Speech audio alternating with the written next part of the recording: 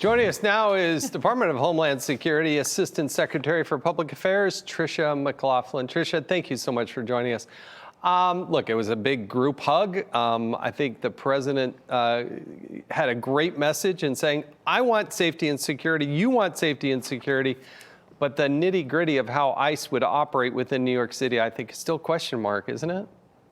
Yeah, I think we're going to have to see what happens, Jason. But if Mamdani is really a man of his word, if he's really committed to law and order and the safety and security of New Yorkers, then he'll let us into his jails. He will let ICE actually be taking these individuals from their jails. Right now in New York City alone, there are tens of thousands of criminal illegal aliens in those jails. We're talking about child pornographers, murderers, rapists, vicious gang members, Jason. If he really is a man of his word, instead of releasing those individuals back onto New York streets, he will hand them over to ICE so that we can process them and deport them and get them the heck out of our country. Is that really a possibility, Tricia? That happens particularly under him, because this is the sanctuary of sanctuary cities, quite frankly. And Jesse Tisch is going to stay on as the director of the head of the NYPD, and she even has come out against the National Guard being in New York City. Well, I think Mamdani is in a tough spot because if he refuses to allow us into the jails, what we're going to have to do to ensure the safety and security of Americans is we're going to have to flood the zone in New York City. We've seen that before in this administration, and we will continue to do that into the next Mamdani administration so that we know that these criminals are no longer going back onto the streets, being released in that revolving door of crime and victimizing more Americans. Yeah, this is what's amazing to me. This is the worst of the worst. These are criminal, illegal aliens. They're not only here illegally, but they've committed crimes. They're in jail, and they won't cooperate and let ICE know that they're actually there. We should probably move on to the next topic. The Washington Post claimed the Coast Guard was easing what it considered a hate symbol. Explain to us what's going on here, because I can't imagine that this is rooted in truth. Jason, this is a heinous smear from the Washington Post against our men and women of the U.S. Coast Guard.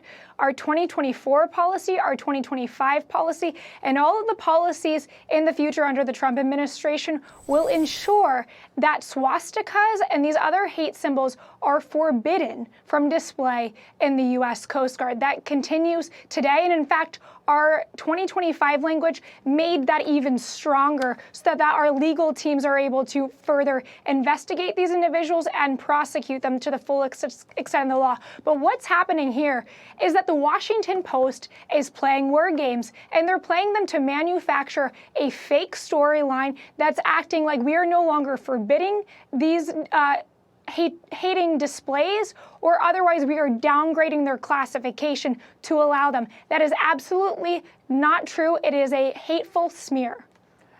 I go back to, this was a few years ago. The New York Times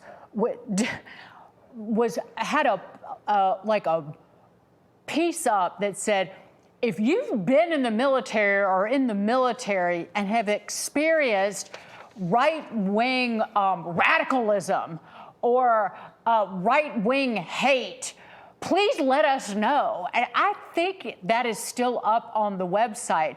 And then it turns out that there's no difference in the military in terms of radicalization of right, left, or center than it is in the broad population. But they were trying to turn conservatives into, well, Nazis.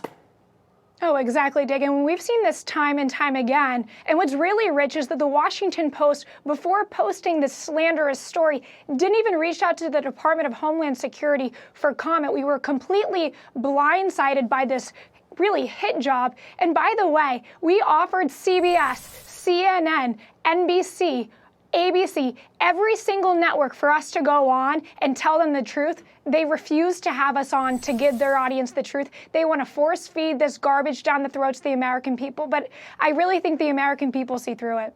Well, we can hear it in your voice, your support and love of those good men and women who put their lives on the line and serve in the Coast Guard. So they deserve far better than what they got there.